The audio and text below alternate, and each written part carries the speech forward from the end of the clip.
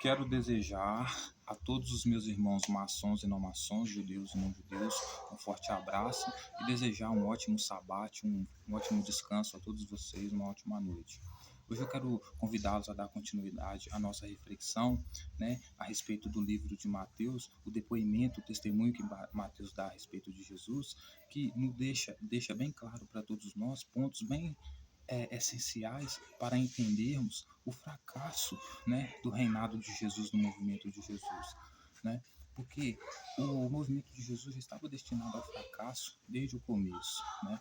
E não há sombra de dúvidas a respeito disso. Por quê, senhoras e senhores? Primeiro ponto, Jesus vem tentar cumprir a profecia de profetas dentro de Jerusalém. O povo de Jerusalém não gostava de profetas e nem acreditava em profetas. As profecias que Jesus vinha cumprir desses profetas não tinham autoridade nenhuma, né? Porque o profeta não tinha autoridade nenhuma para o povo de Jerusalém, certo? O profeta não tinha autoridade nenhuma. Quem tinha fariseus, sacerdotes, escribas, até alguns anciãos, mas o profeta não tinha autoridade nenhuma, né? Então Jesus comete dois erros. Um, porque tentou, né, impor a profecia, cumprir a profecia de profetas para uma comunidade que não aceitava profetas, nem gostava de profetas, inclusive matava profetas. E segundo, porque perverte a profecia de muitos desses profetas. E por que eu estou dizendo isso? Porque hoje nós estávamos falando sobre a ceia do Senhor, né? Aí a gente estava falando que Jesus, ao mesmo tempo que ele se colocava como rei, cumprindo a profecia do profeta Jeremias, que dizia que o rei do povo de Jerusalém viria montado num jumento, né? E por isso ele invadiu Jerusalém no jumento para demonstrar simbolicamente que ele era o rei de Jerusalém. E segundo, porque ele perverte a profecia do profeta Jeremias, que diz o quê? Que depois que o povo saiu do exílio no Egito, né, que saiu da terra do Egito, né, esse povo havia abandonado a antiga aliança de Deus, que era a lei que Deus tinha deixado para eles através do profeta Moisés, que incluía inclusive sacrifício de animais para perdão dos pecados, certo? Então, Jesus perverte essa profecia, porque o profeta Jeremias em nenhum momento disse que quem viesse cumprir essa profecia iria perdoar pecados ou estaria com esse poder para perdoar pecados, certo? E Jesus estabelece essa nova aliança com os discípulos dele na ceia, né, selando essa nova aliança ali, como se aquele vinho ali simbolicamente representasse o sangue dele sendo sacrificado, derramado para perdão dos pecados dos discípulos dele. Então, veja bem, o profeta Jeremias profetizou, né, que essa nova aliança seria um governante que viria imprimir, né, isso que era a nova aliança, não abolir a lei da antiga aliança, mas sim fazer com que a lei da antiga aliança, né, ou seja, sacrifício de animais para perdão dos pecados, a lei do sábado e todas as outras leis, fosse imprimida no coração e no, na mente do povo judeu, né? Ou seja, não a profecia do profeta Jeremias na Nova Aliança não profetizava um governante que vinha abolir a lei, ou que vinha mudar as práticas da lei, inclusive de sacrificar animais para perdão dos pecados. Então Jesus perverte a lei quando perdoa pecados, porque essa autoridade não foi dada a ele nem pelo profeta, né? E também expulsa os campistas que vendem animais lá para perdão de pecados no templo. Então, veja bem, ele perverte, né, 100% a profecia dos profetas, né? E principalmente do profeta Jeremias, né? Por quê? Porque o profeta Jeremias não profetizou que esse governante viria perdoar pecados, mas sim que viria estabelecer essa nova lei, essa nova aliança, né, que seria nada mais, nada menos do que resgatar a antiga aliança, ou seja, imprimir na mente e no coração das pessoas que elas teriam que cumprir a lei, portanto, sacrificar animais para perdão dos pecados. Jesus, quando está na ceia, né, ele não só perdoa pecados, pervertendo a profecia do profeta Jeremias, né, como vem estabelecer um novo ritual para perdão dos pecados, que é uma morte simbólica dele na última ceia, né? Então ele perdoa os pecados dos discípulos dele, sem passar pelo ritual original, que é sacrificar animais para perdão dos pecados, e simboliza naquela ceia ali como se o pão fosse o corpo dele sendo crucificado, então aquela ali era a morte simbólica dele, porque ele não previu uma morte literal, né? E o sangue e o vinho ali, né, o cálice ali fosse representação do sangue dele sendo derramado. E por causa disso, os discípulos dele estavam com os pecados perdoados, certo? Então, senhoras e senhores, tendo feito essa ceia com os discípulos dele, acordado essa nova aliança, né? Aí o texto vai dizer que Pedro vai ser avisado, né? Aí Pedro vai ser avisado, né, de que Jesus vai ser preso, até porque Jesus já estava passando da hora de ser preso, porque estava tentando impor autoridade que não tinha, né? E quando as autoridades fossem prender ele, né, todas aquelas pessoas que estavam seguindo ele ali iriam se dispersar, porque ele seria preso, certo? Aí Pedro vai dizer para ele que nunca vai trair ele, que nunca, né, que nunca vai abandonar ele, mesmo que ele se torne pedra no sapato dele, que ele nunca vai abandonar ele. E Jesus vai dizer para ele: não, antes do galo cantar, você vai me negar. Justamente por quê? Porque Jesus estava celebrando essa aliança com o povo num dia muito específico, num dia muito simbólico, que era o quê? O dia da Páscoa, o dia que o povo se unia para celebrar, né, a saída deles do Egito, certo? Então Jesus celebrando essa aliança com eles na Páscoa, seria o momento certo para Jesus poder invadir o templo de Jerusalém e pegar todas as pessoas reunidas ali, que estivessem nas suas casas e talvez no templo, e levar algumas pessoas cativas, como ele dizia que faria na vida do Filho do Homem, na vinda dele, certo? E matar as autoridades de Jerusalém, certo? Aí, veja bem, o texto vai dizer, senhoras e senhores, que ele vai subir para o monte do Getsemane. Aí ele vai orar para o pai dele, pedindo para o pai dele afastar dele esse cálice aqui significa essa nova aliança, certo? Ou seja, então Jesus não queria estabelecer essa nova aliança que ele estava estabelecendo ali, ou seja, colocando, né, ele e os discípulos dele como as autoridades maiores ali que iriam perdoar pecados, né? Então ele pede para Deus afastar dele esse cálice por 3 vezes e pede para os discípulos dele ficarem vigiando do lado de fora, por quê? Porque naquele momento ali ele está no monte, ele espera uma resposta de Deus para que Deus cancele esse plano, para que antes das autoridades virem pegar ele, prender ele já tenha desistido desse plano. Só que como Deus não existe, né? Ele ficou na loucura dele no monte lá e não ouviu voz nenhuma, ninguém que pudesse fazer ele desistir desse plano dele, certo?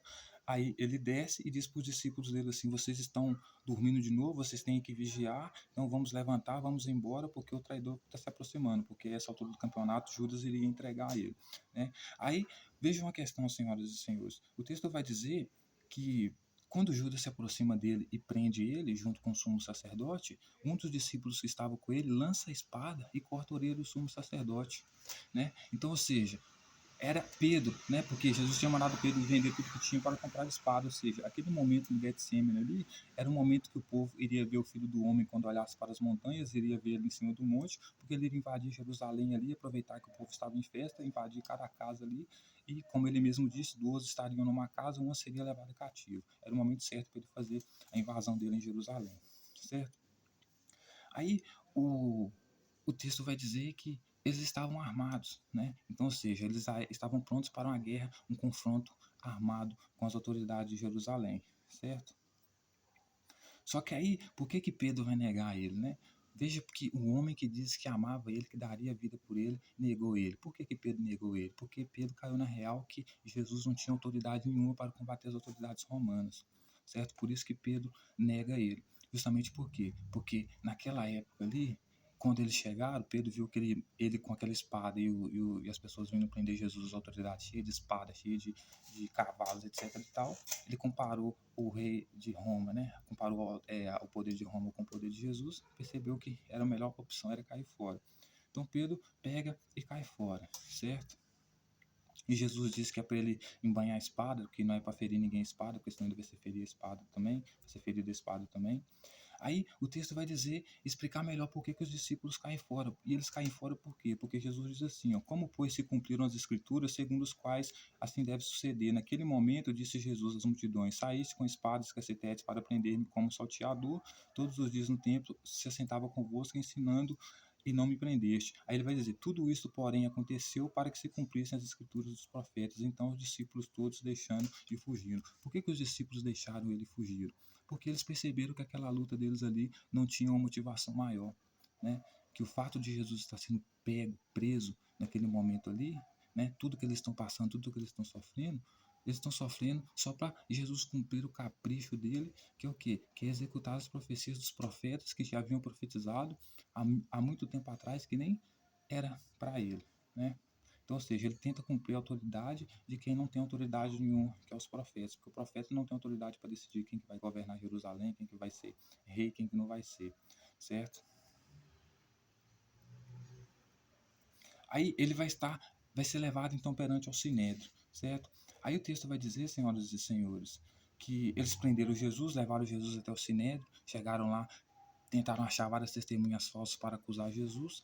Aí vai aparecer duas testemunhas lá, e essas duas testemunhas aqui vão dizer que ele, Jesus, disse que iria destruir o templo e iria reconstruir ele em 3 dias, ou seja, que ia mudar toda a tradição, toda a lei do templo, ou seja, porque ele agora iria perdoar pecados, né, e impedir com que a lei original funcionasse, que era sacrifício para animais pecados, né? Então o texto vai dizer que aparece dois discípulos dele lá, duas pessoas lá que seguiram ele lá, que entregam ele, que testemunham contra ele. Então o plano de Jesus foi tão errado que uma pessoa traiu ele, né? Tiago e João não só negou ele, como também testemunhou contra ele, né?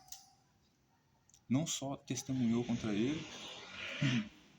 Então o sacerdote vai olhar para ele e vai falar assim: eu te conjuro em nome de Deus que me diga se você é filho de Deus ou não. Aí, em vez de Jesus negar, Jesus vai e responde para ele: sim, é você que diz que eu sou filho de Deus, certo? Aí eles olham para ele assim e falam assim: o que mais precisamos de prova, né? Ele já está blasfemando, ele blasfemou. Então, qual que era a lei de Moisés? A lei de Moisés era que quem blasfemasse contra Deus fosse apedrejado. Só que Roma tinha um domínio tão grande sobre Jerusalém, isso mostra porque Jesus jamais ganharia essa guerra, que as leis judaicas, as leis mosaicas, não importavam mais ali, certo? Tanto que, veja bem, toda pessoa que fosse considerada blasfêmia tinha que ser morta apedrejada. Jesus foi considerado blasfêmio. E ele foi apedrejado? Não, ele não foi apedrejado, ele foi crucificado. Isso é uma condenação romana, não judaica, certo? Por isso que quando ele está no templo de Jerusalém, lá ele leva uma mulher adúltera para ele lá, o que ele diz para aquela mulher adúltera lá? Né? Quando pergunta para ele se devem punir aquela mulher ou não, né? Segundo a lei de Moisés. Ele vai dizer o seguinte: aquele que não tiver pecado, atira a primeira pedra. Ou seja, ele está dando uma ordem para que os discípulos dele possam atirar a pedra. Por quê? Porque ele tirou o pecado dos discípulos dele naquele ritual lá, na nova aliança que ele selou com os discípulos dele, certo? Porque o derramamento do sangue para perdão dos pecados dele ali não era literal, né? Era o vinho, como o simbolismo do sangue dele sendo derramado. Então, ou seja, nem as mulheres adúlteras, senhoras e senhores, eram apedrejadas, né? Por quê? Porque ali as leis mosaicas não funcionavam mais como eram antes, né? Então, se você quisesse executar uma pessoa, você tinha que levar ela até Roma. Então, se as pessoas quisessem executar aquela mulher adúltera, tinha que levar até Roma e não até Jesus, certo? Então, por isso que Jesus, senhores, eles não levaram ela até Jesus, né? Por isso que eles levaram ela até Jesus. Porque se eles quisessem condenar aquela mulher, de verdade, eles teriam que levar ela até Roma e não até Jesus. Como quiseram condenar Jesus, eles tiveram que levar até Roma. Por quê? Porque as leis judaicas não revigoravam, não valiam tanta validade assim. Porque se tivessem, eles não precisavam recorrer a Roma para Cristo ser crucificado. Eles poderiam apenas ter apedrejado ele, como a própria lei deles mandava, já que eles consideravam Jesus um blasfêmio. Entende, senhoras e senhores? Então, Jesus vai dizer para os escribas e fariseus, para o sumo sacerdote, o pessoal que está lá, né, que ele, ainda naquele dia, iria sentar ao lado do Todo-Poderoso. Ou seja, quem que era o Todo-Poderoso? Era o Pilatos. Então, ele sendo julgado como culpado, ele estava respondendo para o sumo sacerdote basicamente o seguinte: ó, vocês estão me condenando aqui, mas Pilatos vai me perdoar. Por quê? Porque eu vou sentar à direita dele, não à esquerda. Quem senta à direita é o que recebe o perdão, na lógica de Jesus, e quem senta à esquerda é o que recebe a condenação, certo? Aí eles vão e continuam condenando ele ainda mais por blasfêmia. Por quê? Porque ele vem trazer a lei judaica para um povo que segue a lei judaica, mas não da forma extrema e radical como ele quer seguir, e ainda vem impor autoridade de profeta que não manda nada no Templo de Jerusalém. O Templo de Jerusalém nem gosta de profeta, certo? O Templo de Jerusalém nem seguia mais as leis de Moisés, adorava outros deuses, né? Seguia alguma outra lei, mas adorava outros deuses, né? Não era como antigamente na velha aliança. Então eles não precisavam de um profeta montado num jumento para vir rei deles. Eles não queriam um profeta como rei deles, né? Eles não queriam adorar exclusivamente Yahvé, né, o Deus de Moisés. Queriam viver a vida deles e adorar outros deuses. Então O plano de Jesus, desde o início, senhoras e senhores, ele já foi fracassado, destinado ao fracasso, certo? Por quê? Porque ele queria exercer a autoridade dos profetas que não tinham autoridade, não além disso ainda pervertia a autoridade dos profetas e não só cumpria a profecia de um profeta, como o de Zacarias lá do jumento, o rei montado no jumento, mas também queria cumprir a profecia de mais profetas, como o de Zacarias também, certo? O de Jeremias, o de Isaías e todos os outros.